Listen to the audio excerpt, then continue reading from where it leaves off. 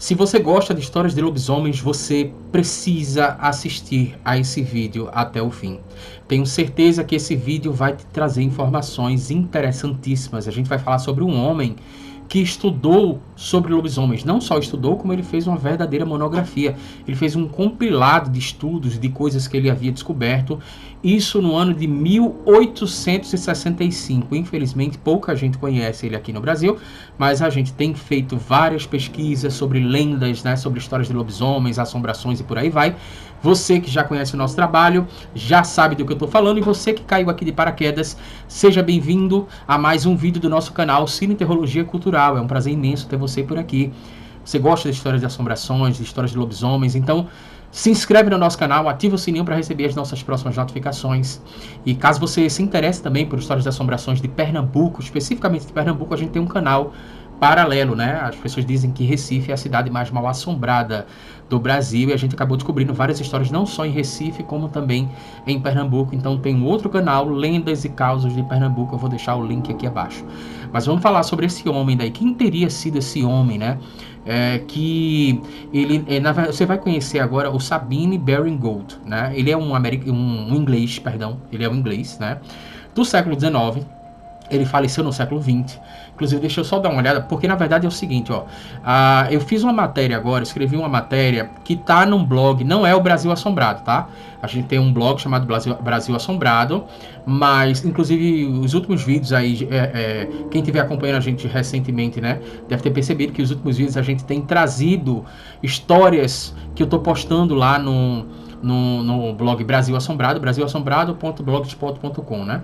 Mas esse blog aqui é outro, eu escrevi ontem essa matéria, que é o blog O Lobisomem de Vienne. O nome do blog é centraldelendas.blogspot, tá? .com. Então, o nome do blog é Central de Lendas. E ontem eu publiquei uma matéria de uma pesquisa que eu estou fazendo, chamada O Lobisomem de Vienne. Vienne é uma cidade da França, é uma comunidade da França, uma comunidade onde tem muitos pântanos, né? A gente está falando, inclusive, de hoje em dia, uma quantidade de montanhas, né? Que tornam um ambiente muito bucólico, né? Muito sombrio. Quando isso aconteceu, na verdade, a gente não tinha luz elétrica, por exemplo. Então, a gente está falando de um vilarejo, onde isso aqui que eu vou relatar aconteceu. A gente está falando de um vilarejo. Nesse vilarejo, o Sabine Baring Gould, que era um reverendo, era um clérigo, né? Ele é um cara tão multifacetado que algumas pessoas lá na Europa estudam muito esse cara, porque assim, ele tem diversas obras, e são obras ecléticas. Então foi um cara que se interessou por folclore, mas também ele se interessava por teologia, mas também se interessava por arqueologia, por história e por aí vai. Então ele é um camarada que ele estava, certo dia, na metade, né, do século XIX, ele estava, não na Inglaterra, porque ele é um inglês, mas ele estava na França, ele estava numa comunidade de Vienne, né? Ele saiu dessa comunidade e foi para uma comunidade próxima que era 16 quilômetros. Algo que seria mais ou menos como, acho que a pronúncia seria Champagny, alguma coisa nesse sentido. Então era um vilarejo próximo, e ele tinha ido lá fazer uma exploração arqueológica. Eu vou deixar o diálogo aqui, daqui a pouco você vai ver o diálogo, tá? Mas é uma história tão interessante, porque ele foi ver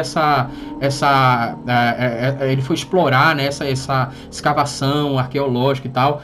E era uma escavação arqueológica de um monumento, que era um monumento dos druidas, né? Os druidas da cultura celta, né? Que eram aqueles místicos e tal, que teriam dado origem ali ao Halloween e por aí vai.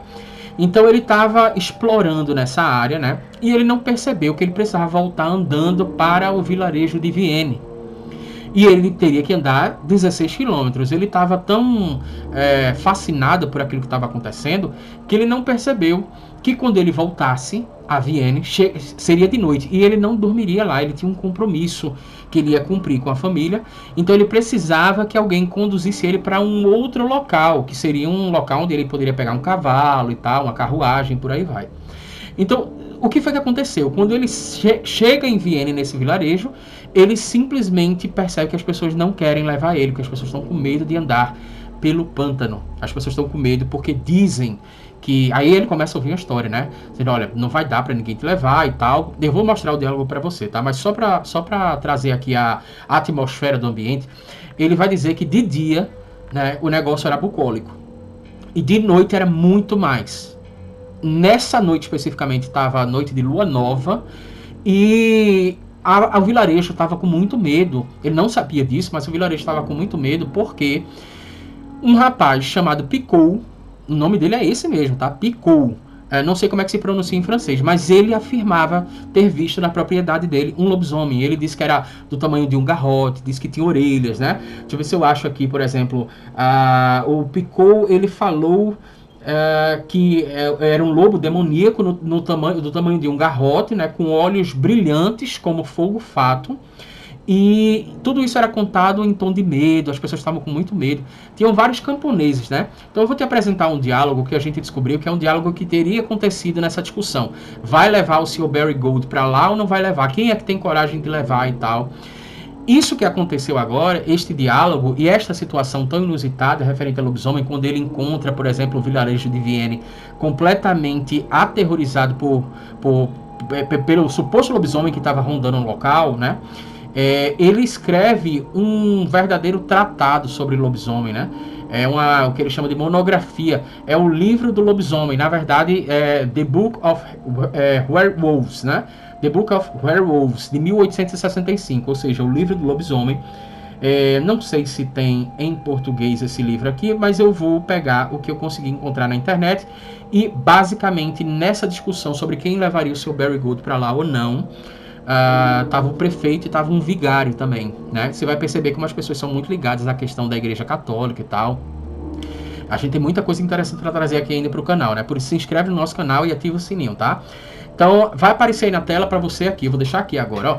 Vai aparecer na tela. Então o prefeito teria dito o seguinte, ó: o senhor não pode voltar hoje à noite pela planície por causa e aí ele baixando o tom de voz ele falou não sei como é que se pronuncia isso, mas eu acho que seria algo mais ou menos assim, tipo Lugarru, alguma coisa nesse sentido. Posso estar realmente muito enganado, mas eles falavam esse nome lá, que você está vendo aí na sua tela, que é o correspondente ao lobisomem, né? Isso é em francês. E aí o vigário, que era o Monsieur Lecouret, ou Lecouret, né? O vigário, ele diz o seguinte: ele disse que precisa voltar. Ele está se referindo ao Sabine Barry Gold, tá? Que tinha ido lá para explorar o monumento e tal. Então, ó, ele disse que precisava voltar, mas quem irá com ele? Aí o prefeito responde: tá, monsieur, né? É muito fácil que alguém o acompanhe, mas pense na pessoa voltando sozinha. E aí o vigário diz: então, 2 pessoas podem ir com ele. Assim, um pode cuidar do outro na volta. Então eles estavam com essa discussão. Aí tem um detalhe, porque os camponeses, eles entram nessa discussão. Eu estou apresentando aqui um resumo dessa discussão, porque os camponeses, no trecho que é transcrito por ele, né? Eu vi que os camponeses os aldeões, no caso, estavam apavorados, dizendo: olha, você lembra que ele tinha olhos de fogo, por exemplo? Ou você lembra, por exemplo, que ele é do tamanho de um garrote? Você lembra disso? Mas, em resumo, né, o primeiro camponês disse o seguinte: Picot disse que viu o lobisomem semana passada. Ele estava na cerca viva de seu campo de trigo, e o sol já se pusera. E ele pensava em voltar para casa, quando ouvira um ruído do outro lado da cerca. Olhando por cima da cerca, lá estava o lobo, do tamanho de um garrote, contra o horizonte, mas com a língua para fora e os olhos brilhando como fogo fato. Meu Deus, imagine-se ando pelos marais esta noite. Marais, que eles chamam, seriam os pântanos, né? Imagine-se ando pelos marais essa noite. Afinal, o que 2 homens podem fazer se forem atacados por aquele lobo diabólico? Então o cara já se tirou, né? A discussão tava, ó, quem são os 2 que vão levar o Sabine Barry Gold lá para mais próximo das carruagens e tal? E aí o cara já tirou o time dele de campo, né? Não, eu não vou. Né? Eu não vou. Imagina se eu vou andar por essas noites e tal, né? O que é que 2 homens podem fazer se encontrar aquele lobo diabólico, né? E o outro camponês falou uma coisa que me chamou a atenção, que ele diz o seguinte: é como tentar a providência divina. Nenhum homem deve esperar a ajuda de Deus se desafia o perigo conscientemente. Não é isso, Messier? Ouvi o senhor falar exatamente isso no púlpito, no primeiro domingo da quaresma, pregando o evangelho.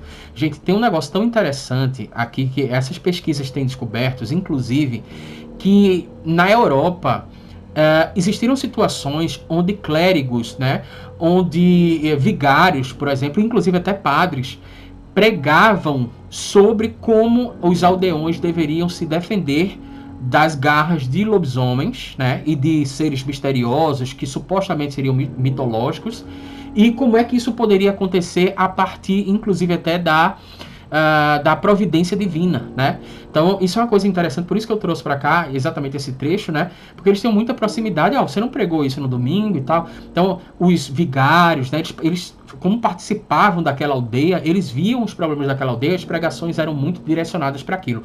Por isso, você vai encontrar registros históricos de pessoas que pregaram nas igrejas naquele período, né? Provavelmente igrejas católicas, talvez até protestantes, não sei, mas que pregaram naquele período sobre como a população deveria utilizar os poderes de Deus para se defender de lobisomens, né?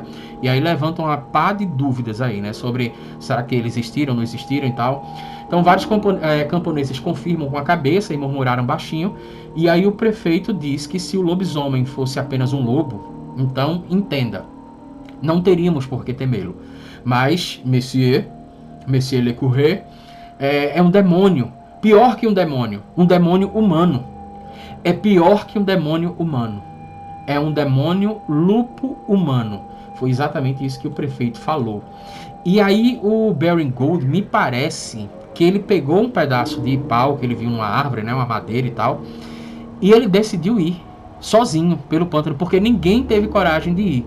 Isso intrigou tanto ele que em 1865 ele cria o livro, né, The Book of Werewolves, ou seja, o livro dos lobisomens, que é um livro que eu não sei se tem em português, mas de certa forma esse livro tem vários relatos interessantíssimos de descobertas que ele fez. O Baring-Gould vai dizer, olha, eu nunca encontrei com lobisomem, mas a impressão que eu tenho é que ele existe, ou pelo menos existiu. Tá? Assim como, por exemplo, eu nunca encontrei com... Ele vai falar algo nesse sentido, né? Eu nunca encontrei com, sei lá, com dinossauro. Ele fala a espécie de dinossauro lá, não sei se é mastrodonto, alguma coisa assim.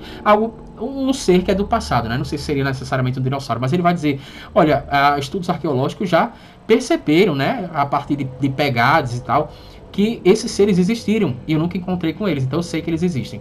No mínimo, os lobisomens existiram como seres do passado, perto dos dinossauros, alguma coisa nesse sentido, porque a gente vai encontrar em várias culturas pessoas falando do mesmo modelo de pessoas que têm o poder de se transformar em animais, ou em algumas situações, como por exemplo dos nórdicos, a gente vai trazer em breve pessoas que relatam terem poder de abandonar os seus corpos e possuir corpos de animais, né, e a partir disso provocar ataques e por aí vai. Então, são pesquisas interessantíssimas que o Baring-Gould trouxe. Muita gente conhece ele, mas aqui no Brasil acho que pouca gente conhece.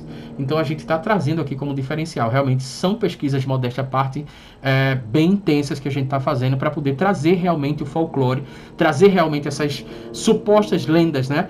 E quem sabe aí chegar à resposta de uma pergunta que muita gente tem, que é: lobisomens existem ou não? Você, o que é que acha de tudo isso? Você acredita na existência de lobisomens ou você acha que tudo isso não passa de histórias que o povo conta? Gostaria de interagir com tua opinião aqui abaixo. Bons pesadelos para você também.